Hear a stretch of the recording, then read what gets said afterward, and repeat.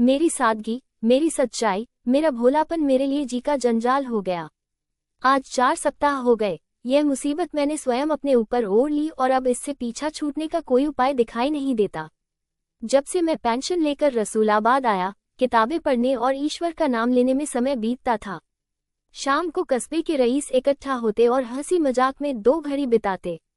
Munshi Ramkhilawan postmaster से अच्छी पहचान हो गई थी। यही साहब मेरी मुसीबत की जड़ हैं। जब मैं पहले पहल यहाँ आया था तो मुंशी जी के सिर पर थोड़ा सा गंजापन था। आपके किसी दोस्त ने प्रेरित करके लाहौर के प्रसिद्ध दवाखाने इंडियन मेडिकल हॉल की बाल उगाने वाली दवा की शीशी मंगवा दी। यद्यपि आप पूर्णतया सहमत नहीं थे और संकोच से यही कहते थे कि अब इस अवस्था में गंजेपन की क्या चिंता करूं, तथापि 1 सप्ताह पश्चात ही 3.5 रुपये की वीपीपी आ टपकी और मुंशी जी ने अपने दोस्त की बात रखने को छुटा ली। कुछ महीनों के इस्तेमाल के बाद प्रभु कृपा से आपके सिर पर बाल उगाए। अब पोस्टमास्टर साहब इस दवा को बड़ी इज्जत की दृष्टि से देखने लगे और लोक कल्याण के लिए हर छोटे बड़े से इसकी चर्चा करने लगे। कोई आदमी एक पोस्ट कार्ड लेने गया तो आपने दवा की प्रशंसा का पोथा ही खोल लिया। अब वो बेचारा दुहाई दे रहा है कि आज तक मेरे खानदान में कोई गंजा नहीं हुआ और मुझे इस दवा की कभी आवश्यकता नहीं पड़ेगी, लेकिन आप आग्रह कर रहे हैं कि भाई सुन तो लो। न पैसे लौटाते हैं न पोस्ट कार्ड ही देते हैं। खैर, ये तो आए दिन की बातें हैं। अब मेरा किस्सा सुनिए। एक दिन आप मुझसे कहने लगे कि न्याय की मांग है कि इस दवाखाने को एक सर्टिफिकेट दिया जाए।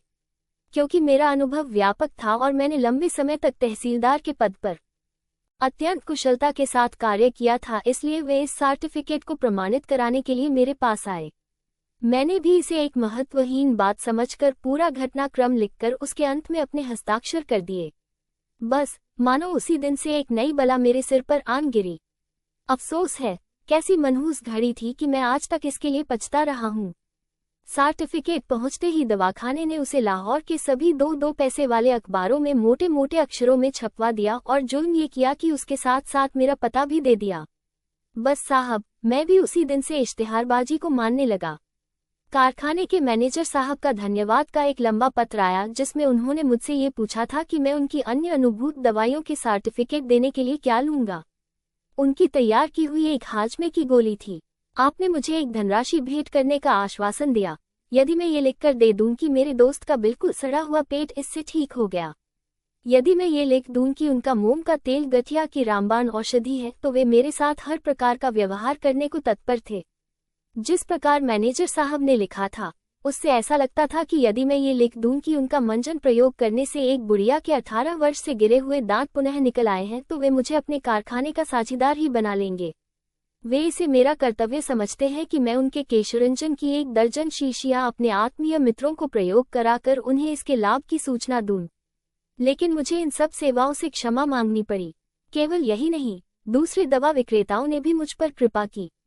मोहम्मद अफजल एंड सन्स ने बाल उगाने के पाउडर की 6 पुड़ियां मेरे पास इसलिए भेजी कि यदि मेरे कुछ और दोस्त गंजे हों तो वे इस दवा का प्रयोग करके देखें, 2 सप्ताह में ही उनके बाल उगाएंगे।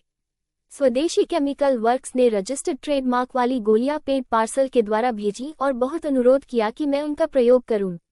भगवान न करे, यदि पोस्टमास्टर साहब के बाल फिर कभी गिर जाएं तो इसके प्रयोग से बिना बरसात की प्रतीक्षा किए बाल पुनः उगाएंगे और फिर कभी नहीं गिरेंगे।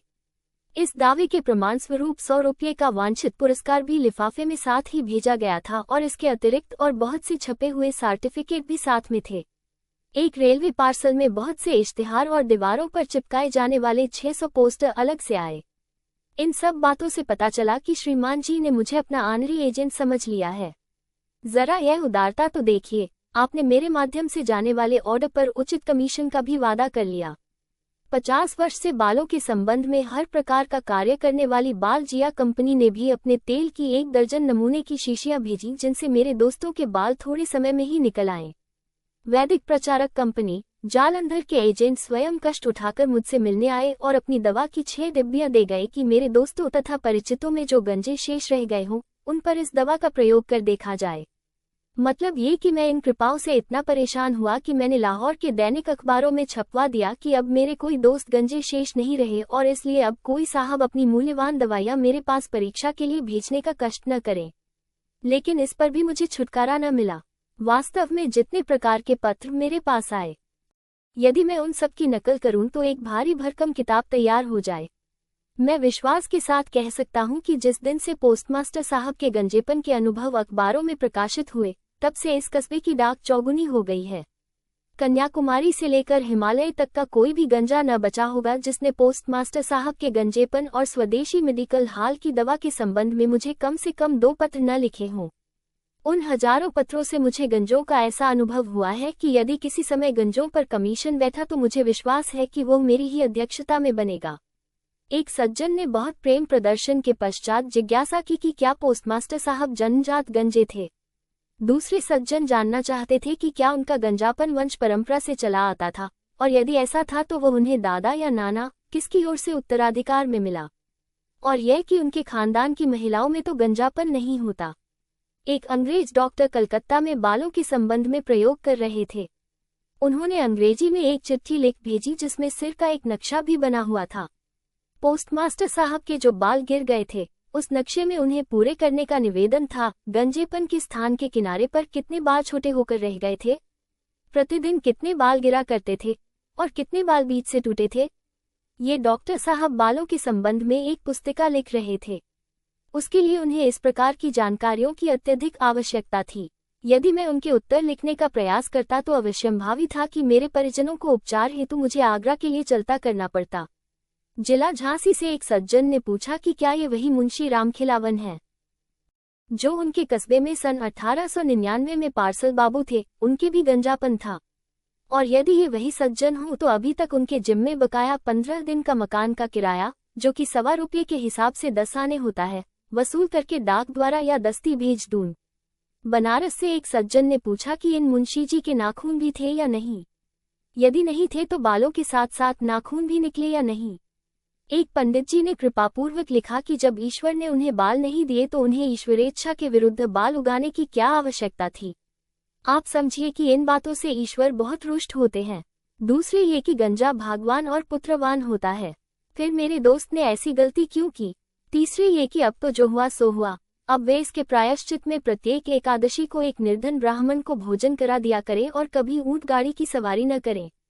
हजरत हकीर लखनवी ने मेरे दोस्त के बाल उगने की प्रसन्नता में एक कसीदा लिखकर मेरे पास भेजा।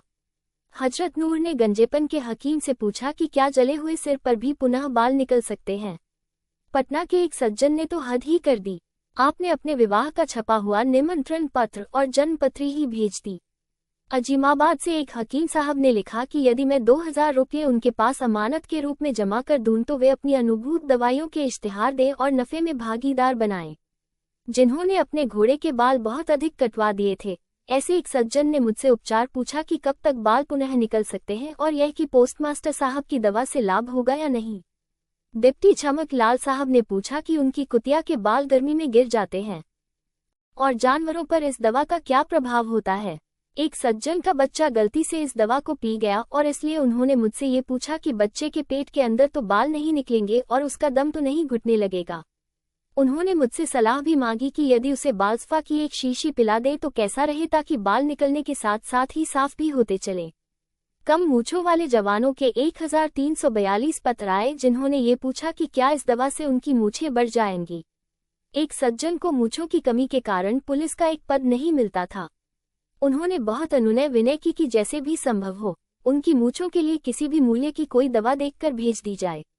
कई हजार नौजवानों ने पूछा कि क्या इस दवा के प्रयोग से उनकी पत्नियों के बाल कमर तक पहुंच सकते हैं। दूर दूर के स्थानों से हजारों आदमी मुझसे मिलने और मेरी राय मांगने आए। सच पूछिए तो उन सभी ने मेरी बोलती बंद कर दी। खाना पीना, उठना बैठना, मेल जोल, स्नान ध्यान सब हराम हो गया। मतलब ये है कि जिस समय देखिए कोई न कोई सज्जन आए डटे बैठे हैं। जहां कहीं बाहर जाता वहां भी यह बला मेरे साथ साथ ही रहती। एक बार की बात है कि मैं एक आत्मीय के विवाह में एक दूसरे शहर में गया। वहां भी सारे शहर के गंजे मेरे दर्शनों को आए। एक सज्जन ने तार देकर मुझसे पूछा कि क्या मुंशी रामखिलावन साहब दवा का प्रयोग करने से पहले सुबह शाम दोनों समय अपना सिर पानी से धोया करते थे, और यह कि वे दवा की मालिश किसी नौकर से कराते थे या स्वयं करते थे। एक दिन मैं हजामत बनवा रहा था। मेरी नाक पकड़े हुए नाई उस्तरा साफ कर रहा था कि एक सज्जन दौड़ते हुए आए। पता चला कि आप स्नान कर रहे थे कि आपके सिर के 2 बाल हाथ में आ गए। बस फिर क्या था, उस समय से ही खाना पीना सब हराम है और इस होने वाले गंजेपन के भय से दुखी हैं। और मुझसे उपचार पूछने के लिए लगभग 200 मील से उपस्थित हुए और मुझे हकीम का विरुद्ध दे दिया। एक बार मुझे सूचना मिली कि किसी समय मुझ पर बहुत कृपालु रहे जौनपुर के कमिश्नर मिस्टर एडम्स साहब बहादुर शाम की गाड़ी से मेरे कस्बे के स्टेशन से होते हुए जा रहे हैं। मुझे उनकी कृपाएं याद थी और भैया के संबंध में भी स्मरण कराना था, इसलिए मैं उनसे भेंट करने स्टेशन को गया। रेल पर लोगों ने मेरी खुशबू सूंघ ली। फिर क्या था, सैकड़ों यात्रियों ने मुझे घेर लिया। कोई सज्जन कुछ पूछते हैं, कोई सज्जन कुछ, और मुझे साहब से भेंट नहीं करने देते। इस बखेड़े से मेरा पूरा उद्देश्य, जिसके लिए मैं इतनी दूर से आया था, व्यर्थ हो गया और मैं दांत पीसकर रह गया। हाय, मैंने कैसे बुरे समय में सर्टिफिकेट को प्रमाणित किया था कि यह बला किसी क्षण भी पीछा नहीं छोड़ती। किसी समय मैं घर से बाहर निकला। कोई सज्जन पूछ रहे हैं कि हजरत, बालों के लिए पगड़ी बांधना लाभदायक है या टोपी पहनना, और टोपियों में कौन सी टोपी को वरीयता दी जाए। यदि कोई व्यक्ति तुर्की टोपी पहनने का अभ्यस्त हो और फिर एकदम बिना सूचना के फेल्ट कैप पहनने लगे तो उसके बाल गिरने लगे। यदि मोटे कपड़े की टोपी पहनने वाला महीन कपड़े की टोपी पहनने लगे तो इसमें किसी प्रकार के भय की तो बात नहीं है। एक सज्जन रात को 2 बजे की गाड़ी से जाने वाले थे। स्टेशन जाते समय मेरे मकान से गुजरे, मुझे जगाया, मैं बाहर आया। दुआ सलाम के बाद आपने पूछा कि रेल की यात्रा में रात के समय टोपी पहने रहें या उतार कर रख दें। इसके पश्चात कहा कि मैं उनकी टोपी को तोलकर देख लूं कि वो उनके दिमाग के लिए भारी तो नहीं है, क्योंकि आपको स्मरण होता है कि कभी किसी अखबार में आपने टोपी के वजन और स्मरण शक्ति के संबंध में कुछ पढ़ा या सुना था। आपने ये भी कहा कि मेरी टोपी में ऊपर की ओर छेद नहीं है और अब नए प्रकार की टोपियां आए हैं जिनमें छेद होते हैं, इसलिए मैं भी अपनी टोपी में छेद कर लूं या लखनऊ के प्रसिद्ध टोपी वाले मियां नजफुद्दीन से छेद करा लूं। मैं आश्चर्यचकित था कि क्या उत्तर दूं। अंततः राम राम करके घड़ी देखकर आपने कहा कि अब गाड़ी का समय निकट है, मैं फिर कभी कष्ट दूंगा। मैंने इत्मीनान की सांस ली कि जान बची लाखों पाए। किस्सा ये है कि अब मेरी जान पर आ बनी है। अफसोस, मेरी जान का बीमा नहीं हुआ है, अन्यथा मैं आत्महत्या कर लेता। अब तो जान देने में पेंशन की चिंता होती है। मैंने 34.5 साल बहुत सख्त अधिकारियों की देखरेख में काम किया है, बहुत से मोर्चे जीत चुका हूं, लेकिन ये बला सिर से किसी प्रकार भी टाले नहीं टलती। मेरी भलमनसाहट मेरे गले पड़ी और अब मेरी जान संकट में है। यह मुसीबत अब बिल्कुल असहनीय है। मैंने नौकरों को बार बार समझाकर कहा और बर्खास्त कर देने की भी धमकी दी कि प्रत्येक व्यक्ति से पहले काम पूछ ले, तभी मुझे उसकी सूचना दे, और यदि उसके गंजापन हो या बालों की चर्चा करे तो उसे किसी मूल्य पर भी मकान में न घुसने दे, चाहे वो कितना ही आत्मीय क्यों न हो। लेकिन उस दिन जब मैं बैठक में आया तो एक सज्जन 1 घंटे से डटे हुए बैठे मिले। आपने बहुत सम्मान के साथ प्रणाम किया। मेरा माथा ठनका, लेकिन मुझे चाहे अनचाहे बैठना पड़ा। अब श्रीमान उठे और सब दरवाजे और खिड़कियां बंद करके धीरे से बोले कि कोई सुनता तो न होगा। मैं घबराया कि यह व्यक्ति अवश्य ही मेरी हत्या करने आया है। मैं भी अपनी जान से ऊब चला था, फिर भी मैंने ये कहना आवश्यक समझा कि भाई ठहर जाओ, मैं अपने वसीयतनामे पर हस्ताक्षर कर लूं। इसके उत्तर में उसने अपनी टोपी मेरे पैरों में रख दी और मुझसे वादा करा लिया कि मैं उसके किस्से की चर्चा किसी से न करूं। इस शपथ सौगंध के पश्चात उसने अपने सिर से नकली बाल उतार डाले और तब मुझे पता चला कि उसके सिर पर एक भी बाल नहीं था। वो कहने लगा कि इन नकली बालों से उसे बहुत कष्ट होता है, लेकिन नौकरी के कारण ये ढोंग बनाया है और उपचार के लिए आपकी सलाह लेने आया हूँ। उसने अपनी जेब से एक आछी शीशा निकालकर मुझे दिया, 2 रुपये भी भेंट किए और कहा कि इस दूरबीन से मेरा सिर देखकर बताइए कि कहीं यह असाध्य तो नहीं है। मैंने उसको मुंशी रामखिलावन के पास भेजा और इस प्रकार इस अटल बला को अपने सिर से टाला। अब श्रीमां, मुझको अफसोस के अतिरिक्त अपने भाग्य पर रोना आता है। ईश्वर की सौगंध, अब कभी मुझसे ऐसी गलती नहीं होगी। मैं अपनी वसीयत में शर्त लगा जाऊंगा कि मेरे कुंडे में कभी कोई व्यक्ति किसी भी दवा को प्रमाणित न करे, अन्यथा ब्रह्मज्ञानी मित्र इस ईश्वर के बंदे को भी पागल बना देंगे। अब चाहे स्वयं हजरत ईसा मसीह ही क्यों न कहें, लेकिन इस पापी से पुनः इसे प्रमाणित करने की गलती नहीं होगी। जिस मुसीबत में मैं स्वयं अपनी मूर्खता से आप फंसा हूँ, उसे मैं मात्र लोक कल्याण की दृष्टि से सार्वजनिक कर रहा हूँ, ताकि देश के अन्य निर्दोष व्यक्ति इस बला से सुरक्षित रहें। पोस्टमास्टर साहब और दवा विक्रेताओं को मैं इसके अतिरिक्त और क्या कहूँ कि भगवान भला करें। दोस्तों, आपको मुंशी प्रेमचंद की यह मनोरंजक और हास्यप्रद कहानी कैसी लगी? कृपया अपने विचार कमेंट बॉक्स में लिखें। ऐसी ही और मनोरंजक कहानियों के लिए हमारे चैनल को सब्सक्राइब करें। धन्यवाद।